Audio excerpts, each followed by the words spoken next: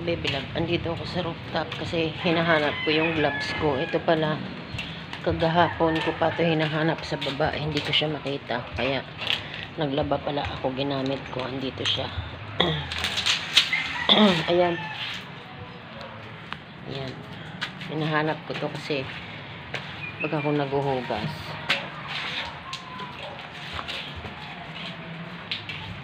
ginagamit ko siya. Ayan, nakita ko na. Tsaka, umuulan ngayon mga kabibilab ko. Ayan, itsura ng rooftop ngayon. Rainy morning tayo ngayon. Kaya, medyo malamig. Ito bike ni Tanay. Papasok ko nga. Kawawa naman.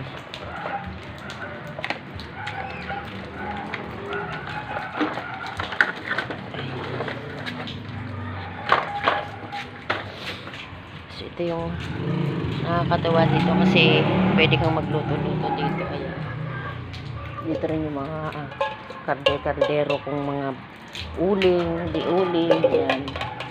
Ay, yung mga halaman ko. May mga bell pepper ako dyan na tinanim. Kaya sana lumaki sila na tapos ayan. Sana magbunga. Ayan. May mga tanim-tanim ako kundi dito. Pero hindi ako masyadong magaling magtanim kasi ayaw na akong mabuhayan. Ang nabubuhay ko nga lang dito kangkong at saka kamote. Pero ngayon nagtry ako ng bell pepper, malay mo lumusot. Ayan, ayan siya. Ito itsura ng rooftop namin. Ito mga kabibilab, ganda oh. Ganda na siya, diba? Malaki na siya. Ayun yung iba. Sana lumaki sila kasi tinan mo yung kapitbahay ko, ayun oh. Nagtatanim din siya sa rooftop nila. Wala kasing ibang space dito mga kabibilab kundi yung rooftop. Kaya kami, tsatsaga-tsaga kaming bumili ng lupa, inaakit namin dito para makapagtanim dito. Dito rin kami naglalaba. Yan, ito yung labahan namin. Kaya, masaya dito kasi relaxing. May kita mo view ng Makiling. Tapos, minsan dito nagiinom-inom. Ayan, may video okay. Inom dito. Kanta-kanta. Kaya, itong place na to, ito yung favorite ko sa lahat. Ayan. Itong lilinisin ko din yan. Kaso lang itong sapin nito, gusto kong labhan. Hindi ko siya kaya kasi may salamin kailangan dalawa kayo magbubuhat sa salamin para mabuhat yun. Kapag kasi hindi ko kaya mabigat din yan mga kabibilab ko against the light. Kaya hindi ko siya malabhan-labhan kasi nga mabigat siya wala naman akong hindi ko naman matsambahan si Alex na nandito siya sa rooftop tapos kami para sana makapagpatulong ako sa kanya. Ay, hiningal ako. Ayun, natulog si Tana. Hindi raw kami tuloy, sabi ni Madam Aura kasi nga siya, puyat siya. Okay lang naman yun kasi nag-duty ngayon sa gate. Siguro kung mamaya kami o bukas daw, sabi niya, baka matuloy kami bukas. Wala naman problema sa akin. Ako naman nakakapagsulo ng Zumba kahit hapon. Kahit anong oras pwede naman ako. Kaya ayos lang yun. Ito, hinanap ko lang yung gloves ko. Ito, sa taas pala. Kasi naglaba ko dito. Ginamit ito ng isang araw. Yun lang mga kabibilab. Bababa na tayo. Pero i-continue ko yung aking video kasi ang ng YouTube kasi ay 7.59. So, kailangan mga 8 minutes man lang kasi para nasisingitan siya ng ads kasi dun yata kikita sa ads. First timer ko kaya kumbaga nanonood din ako ng mga tutorial ng paano yung pag-YouTube. Kaya yun, good luck sa akin kasi minsan hindi ako masyadong sa pagkakalikot-kalikot pero tinitingnan ko na lang sa tutorial kung paano ba mag-grow yung yung channel mo. Actually hindi naman kami yung magaling na creator kaso lang para kaming inday-running ng Pinas. Parang ganun lang.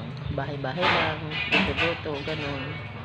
Tapos laba-laba, update sa mga bata. So, mga gawaing bahay, yun, ganun lang kami. Tsaka chika-chika minute, minsan chika-chika tayo, kasi yun lang naman ang kaligayahan natin sa buhay, na at least yung chinichika natin yung sarili natin, hindi yung nakikialam tayo sa buhay natin. Hindi kagandahang ano yun sa buhay natin.